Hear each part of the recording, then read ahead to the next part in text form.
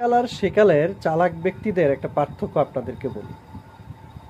সেকালের চালাক ব্যক্তিরা সবসময় তাদের জায়গা, সম্পদ, ঘরবাড়ি এবং সম্পত্তি ভাগবাটোয়ারার ক্ষেত্রে রাস্তা থেকে অনেক দূরে পছন্দ করত। কারণ ছিল, যদি রাস্তার কিনারে থাকে তাহলে ওই সময় ডাকাত, বিভিন্ন ধরনের চুরি ছিনতাই হওয়ার সম্ভাবনা বেশি থাকতো, যার বাড়িঘর রাস্তার কিনারে থাকতো।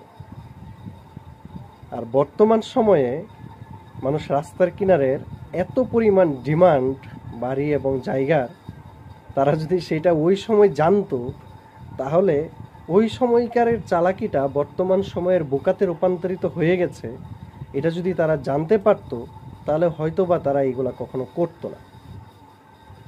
আর এখন একটা পরিবেশ দেখেন, আমরা সকলেই জানি রাস্তার কিনারে সবসময় কবরস্থান দেওয়াটা জরুরি। এটার পরিপ্রেক্ষিতে অনেকগুলা হাদিস এবং অনেকগুলা বর্ণনা এবং মুরব্বীদের অনেক ওসিয়ত রয়ে গেছে। কিন্তু আমরা এখন এতটাই চালাক, পার্থিব দুনিয়ার জন্য আমরা কখনোই রাস্তার কিনারে কবরস্থান এই জাতীয় কর্মকাণ্ড দেই না। কারণ এই জমির দাম অনেক, এই জমি বিক্রি করলে লক্ষ কোটি টাকা পাওয়া যায়, এই জমিতে অনেক প্রফিট আমার। মানুষ কবরের উপরেও বর্তমানে বাড়ি করে ফেলছে। এটা হচ্ছে বর্তমান যুগের চালাক মানুষের অবস্থা।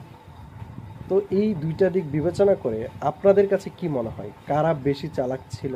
বা বর্তমান যারা আছে তারা কি বেশি চালাক, না আগে যারা ছিল তারা বেশি চালাক ছিল?